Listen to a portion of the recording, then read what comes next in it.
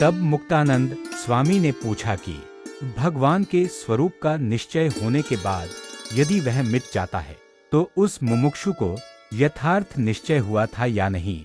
इसके उत्तर में स्वयं प्रकाशानंद स्वामी बोले कि जिसे अपनी जीवात्मा में निश्चय हुआ हो वह तो किसी भी तरह नहीं टलता। फिर भी शास्त्रों की रीति जानकर यद्यपि निश्चय कर लिया तो परमेश्वर यदि ऐसा चरित्र करे कि शास्त्रों में ऐसे चरित्र का कहीं उल्लेख तक न हो तो उसे देखकर कोई मुमुक्षु का भगवान संबंधी निश्चय होकर भी मिट जाता है।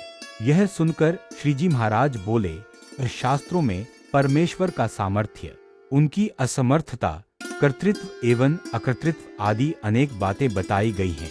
अतः ऐसा कौन सा चरित्र परमेश्वर ने दिखाया होगा जो शास्त्रों के विपरीत होगा, जो देखकर उसका निश्चय समाप्त हो गया? इस प्रश्न का उत्तर दीजिए। तब समस्त मुनि बोले, जो शास्त्र सम्मत न हो ऐसा तो परमेश्वर का कोई चरित्र नहीं है।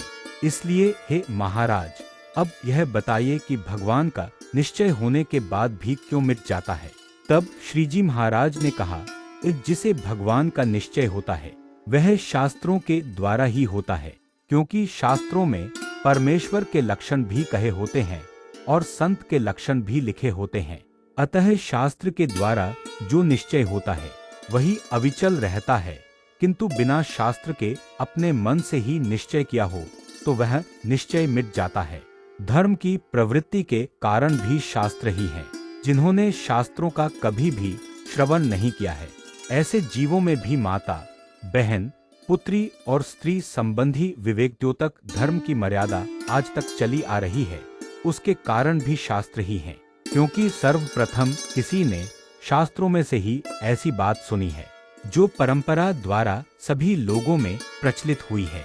इसलिए जिसे भगवान संबंधी निश्चय होकर भी मिट जाता है उसे शास्त्र वचनों में विश्वास ही नहीं है।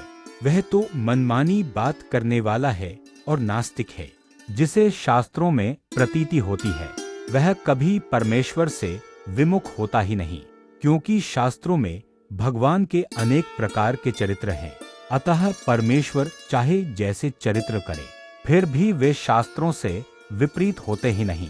अतः जिसे शास्त्र वचनों में विश्वास होता है उसी को भगवान के स्वरूप का निश्चय अटल बना रहता है और कल्याण भी उसी का होता है। वह कभी भी धर्मच्युत होता ही नहीं।